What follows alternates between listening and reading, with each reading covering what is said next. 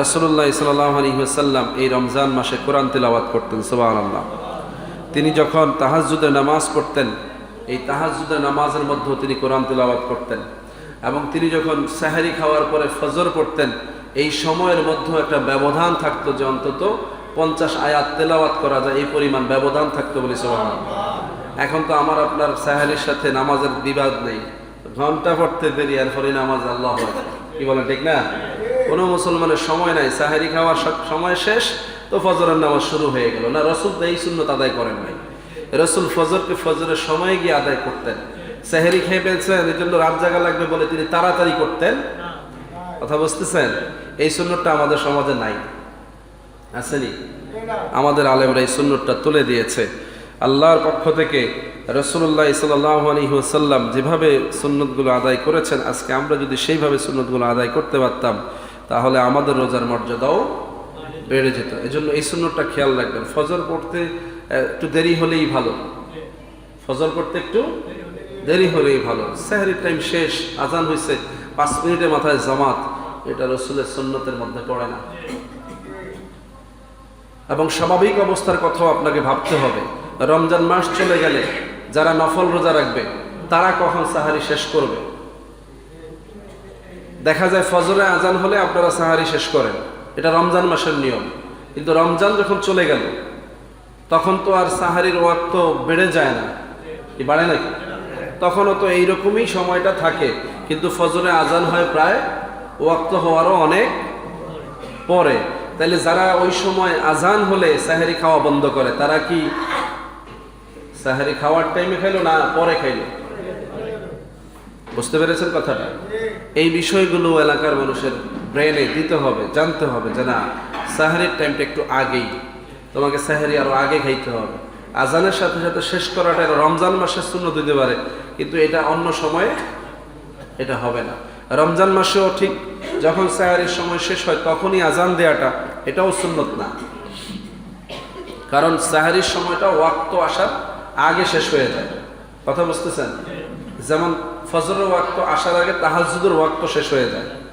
কেউ যদি মনে করে যে না, ফজরের ওয়াক্ত আজান হয়েছে, একটু আগে জামাতের কিছু বাকি আছে, এখনো তাহাজ্জুদ পড়া যাবে, আসলে ওটা তাহাজ্জুদের উপযুক্ত সময় না। তাহাজ্জুদের উপযুক্ত সময়টা হচ্ছে ফজরের ওয়াক্ত আসার আগে।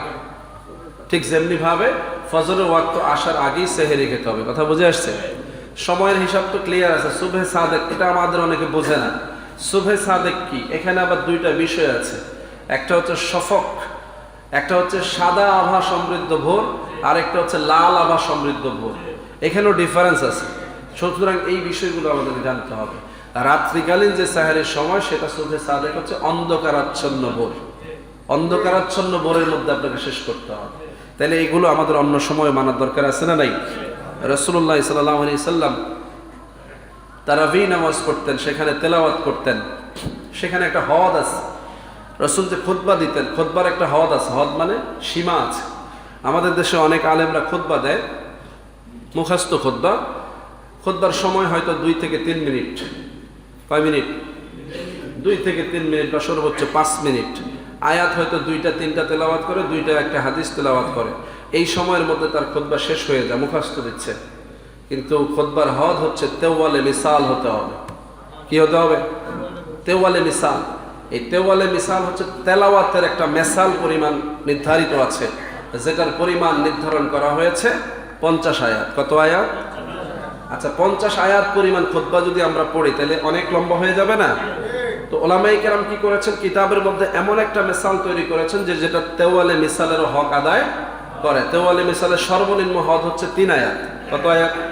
3 আয়াত। এখন কেউ যদি 3 আয়াত পড়ে আদায় হবে, কিন্তু এটা হলো একদম সর্বনিম্ন হদ। কিন্তু 50-এর মাঝামাঝি যদি 25 আয়াত পরিমাণ হয়, 20 আয়াত পরিমাণ হয়, 30 আয়াত পরিমাণ হয়, তাইলে এটা খায়রুল উমুরে আওসাতুহা। রাসূল বলেছেন যে মধ্যম পন্থাটা উত্তম। এই মধ্যম পন্থা হইল। এজন্য ওলামায়ে কেরাম আমাদেরকে উদ্বুদ্ধ করেছেন যে মুখস্থ দিতে গিয়ে তুমি কম জ্ঞান দিয়ে কম কথা না বলে বরং একটু দেখে টেকেও যদি হকটা আদায় করো, তাইলে এটা আদায় হয়ে যাবে বলে। সুবহানাল্লাহ। কথা বুঝতেছেন? এজন্য আমরা জুমার প্রথম খুতবা সাধারণত দেখেই দিই। মুখস্থ দিলে 2টাই দেওয়া যায়, মাঝে মাঝে দেইও, কিন্তু এটাকে নিয়মে পরিণত করে ফেলা এটাই সুন্নত এরকম বলার সুযোগ নেই। রাসূল আরবি ভাষাভাষী ছিলেন, তিনি মুখস্থ দিতেন। মুখস্থ দিতেন মানে তিনি তো ভাষাবিদই ছিলেন, তিনি তো কোরআনও মুখস্থই পড়তেন, তিনি তো কোরআনও আল্লাহর কাছ থেকে পেয়ে ডাইরেক্টই পড়তেন, তিনি তো কখনোই দেখে পড়েন, তাই না?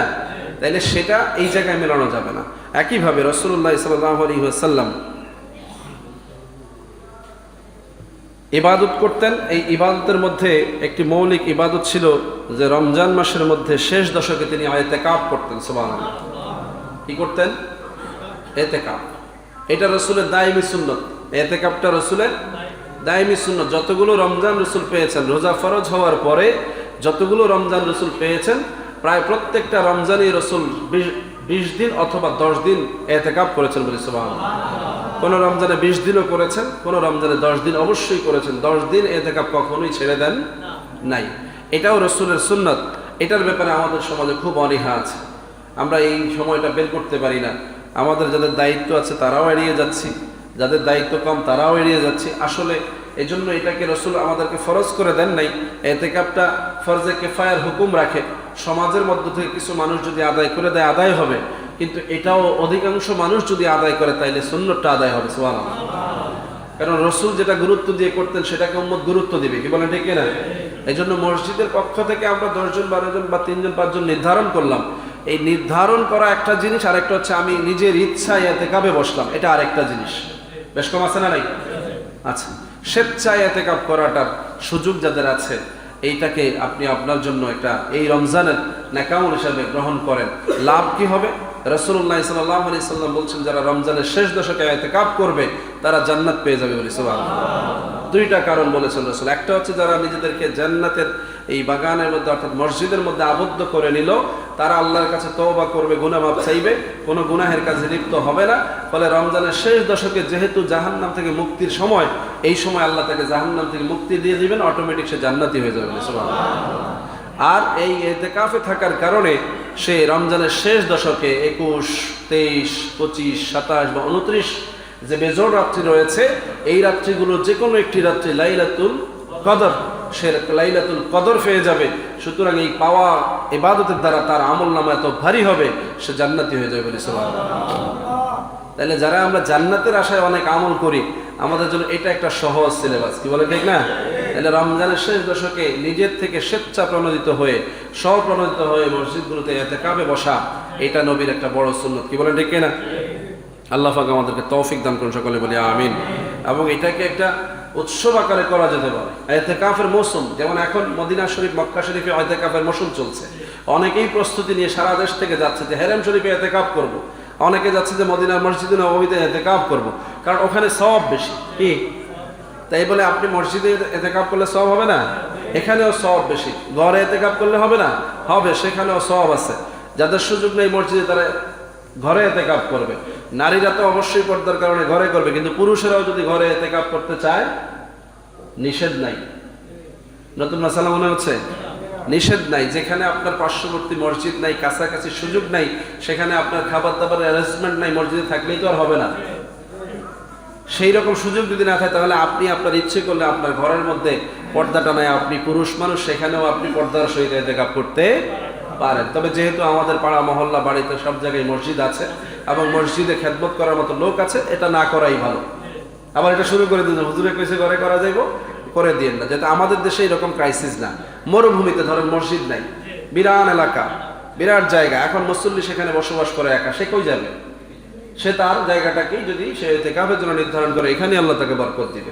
ঠিক যেমনি ভাবে নারীরা যেহেতু ঘরে ইতিকাফ করবে, তাদেরকে সেখানেই ইতিকাফের সওয়াব দেওয়া হবে বলে সুবহানাল্লাহ। সম্মানিত হাজিরিন, এমনিভাবে রাসূলুল্লাহ সাল্লাল্লাহু আলাইহি সাল্লামের রমজানের যে বৈশিষ্ট্যগুলো ছিল, তিনি এই বৈশিষ্ট্যগুলো যেভাবে লালন করেছেন, আমরা যেন সেইভাবে লালন করে রমজানকে পালন করি। আল্লাহ তৌফিক দান করুন, সকলে বলি আমিন। রাসূলুল্লাহ সাল্লাল্লাহু আলাইহি ওয়াসাল্লাম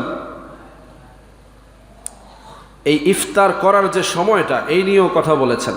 2 সাহাবী উপস্থিত হয়েছেন রাসূলের কাছে, তারা কেউই দেরি করতে রাজি নয়, অর্থাৎ ইফতারটা তাড়াতাড়ি করতে চাচ্ছে। আবার একজন চাচ্ছে যে একটু দেরিতে করতে, যাতে করে ইফতারটা ভালোভাবে সময় মতো করা যায়। এই বিষয়ে রাসূলুল্লাহ সাল্লাল্লাহু আলাইহি ওয়াসাল্লাম থেকে সাহাবারা সমাধান দিলেন যে রাসূল সাল্লাল্লাহু আলাইহি ওয়াসাল্লাম মাগরিব এবং ইফতার এই দুইটা একটু তাড়াহুড়া করতেন, বলি সুবহানাল্লাহ। কোনটা তাড়াহুড়া করতেন? ইফতারটা, মাগরিবের নামাজটা। রোজার মাসে ইফতারটা একটু দ্রুত সময় হয়ে গেলেই তাৎক্ষণিক নিতেন, এবং মাগরিবটাও এই সময় তিনি দ্রুত আদায় করতেন। ফজর টানা, বুঝাইতে পারছেন এই কথাটা? এটা বলার উদ্দেশ্য তো ফজর তাড়াহুড়া করতেন না রাসূল। ফজর সেহরি খেয়ে ধীরে সুস্থে দেরিতে পড়তেন, যেটা আমরা এখন তাড়াহুড়া করি, তাই না? আর মাগরিবটা একটু দেরিতে করতেন না, তাড়াহুড়া করতেন। এখন আমরা উল্টাটা করি, আমরা ইফতার ইচ্ছে মতো খেয়ে দিয়ে একটু ভালো মতো রিল্যাক্স করে তারপরে আমরা নামাজ আসি, ঠিক না? উল্টা হয়ে গেল। এটা সুন্নত না। সুন্নত হচ্ছে মাগরিবকে তাড়াতাড়ি করতে হবে, ফজরটাকে একটু দেরি করতে হবে। ইফতারটাও ঠিক নির্ধারিত সময়ে, একেবারে সূর্য ডোবার সময়ে করা। আজানের জন্য বিলম্ব না করেও যদি টাইমিং করা যায় তাহলে সেটাই উত্তম। আমাদের দেশের ইমামরা একদম শেষ টাইমে নিজেরা ইফতার নিয়ে তারপরে আজান দেয়, এতে করে কিন্তু সময় 2 মিনিট লেটও হয়। কি বলেন, ঠিক না? বুঝতে পেরেছেন? তাহলে আপনি ইমামের অনুসরণ করলেন, এটা হয়তো সবাই মিলে করার স্বার্থে, কিন্তু এখানে যদি আমি ইমামের অনুসরণ না করি, টাইমের অনুসরণ করে যদি ঠিক নির্ধারিত সময়ে যদি আমি রোজা ভাঙি, এটাই সুন্নত সুবহানাল্লাহ। এবং আগের হুজুররা এটাই করতেন, আমরা দেখেছি। বিশেষ করে আমার মনে পড়ে সফিউল্লাহ খান রহমতুল্লাহ আলাই, উনি ইফতারের সময় খুব তাড়াহুড়া করতেন। অনেক সময় এমন হইতো, লোকেরা বলতো যে হুজুর এখনো সূর্য ডুবে না, এরকম বলে ফেলতো। উনি বলতো তুই কি করছ না করছ, অন্ধকার হয়ে গেছে বেড়া দেখ। কারণ এটা একটা সুন্নত ছিল, এই যে তাড়াহুড়া করার চেষ্টাটা, এটা সুন্নত। এখানে যদি কোনো কারণে মিস্টেকও হয়, আল্লাহ মাফ করে দেবেন। কারণ আপনি তো সূর্যের দিকে তাকে সময় নির্ধারণ করবেন, এটাই সুন্নত। ঘড়ি সুন্নত না, ঘড়ি সুন্নত। আজকে দেখেন সারা পৃথিবীতে টাইমিং এর বেশকম আছে না নাই? টাইমিং এর বেশকম আছে। একই সময় ইফতার হয় না। কুমিল্লায় আমাদের 2-3 মিনিট আগে হয়ে যায়। কুমিল্লা থেকে এখানে ডিস্টেন্স কতটুকু? 2-3 মিনিট আগে ইফতার হয়ে যায়। চিটাগাঙে আরো আগে হয়ে যায়। ঢাকাতে একটু দেরিতে হয়, ডিফারেন্স আছে। তাহলে আমি আপনি ঢাকার আজান অনুযায়ী আজান দিচ্ছি, 3 মিনিট পরে ইফতার হচ্ছে, দেরি করলাম না? আপনি বলবেন হুজুর ভেজাল লাগায়েন না, ভেজাল না। সুন্নতটা আপনি ব্যক্তিগত পর্যায়ে করবেন, এটা সামাজিক হওয়ার দরকার নেই। এটা একবার ইমাম সাহেবকে বাধ্য করার দরকার নেই, আপনি নিজে ফলো করবেন। এখতিয়ার আপনার, রোজা আপনার, সুন্নত আপনার। সুতরাং সওয়াব কিভাবে বেশি হবে, এই চেষ্টাটা থাকবে উম্মতের। সব কিছু সামাজিক বানালে হবে না। রাসূলুল্লাহ সাল্লাল্লাহু আলাইহি ওয়াসাল্লামের সুন্নতগুলো রাসূল ব্যক্তিগত পর্যায়ে বেশি করেছেন, সাহাবারা ব্যক্তিগত পর্যায়ে বেশি করেছেন। সুবহানাল্লাহ। আর কিছু সামাজিক সুন্নত আছে, সেগুলো সামাজিকভাবে করতে হবে। কিন্তু আমরা এখন সব কিছুকে সামাজিক বানাই ফেলতেছি, এটা সুন্নতের খেলা। কথা বুঝতেছেন? এই জন্য ভাইয়া যে কথাগুলো বললাম, অনেকে হয়তো পরে আসছেন, বোঝেন নাই। শুরু থেকে যারা ছিলেন তারা নিশ্চয়ই আমার কথাগুলো বুঝতে পেরেছেন। আপনারা এই কথাগুলোকে তমিজের সহিত আমল করবেন। আবার হঠাৎ করে না বুঝে একটা করতে গিয়ে আবার ঝামেলা করে ফেলবেন না। এগুলো সহিভাবে আদায় করার জন্য আপনাকে একটা তমিজ জানতে হবে। তমিজ হচ্ছে শরীয়তের তমিজ। শরীয়ত আমাকে আপনাকে সীমা দেয়, কোনটা করা যাবে, কোনটা করা যাবে না, কোনটা আগে হবে, কোনটা পরে হবে। এটা তমিজ শরীয়ত থেকে আসে। শরীয়তের নলেজ যাদের ভালো, তাদের সাথে মোশাওয়ারা করতে করতে বা অভ্যস্ত হতে হতে আপনার মধ্যে এটা চলে আসবে। আল্লাহ আমাদেরকে বোঝার তৌফিক দান করুন, সকলে বলি আমিন। মাহে রমজানের রাসূলের বরকতময় অনেক আমল ছিল, যেগুলো হয়তো আমরা ভবিষ্যতে বলার সুযোগ পাবো। আপনারাও জানার চেষ্টা করবেন মাহে রমজানটা যেন রাসূলের সুন্নত মতো হয়, যাতে করে আমরা পরিপূর্ণ বরকত পেতে পারি। আল্লাহ তৌফিক দান করুন, সকলে বলি আমিন। ওয়া মা তৌফিক ইল্লা বিল্লাহ। আসসালামু আলাইকুম ওয়া রাহমাতুল্লাহ। যারা কাবলাতুল জুমা আদায় করে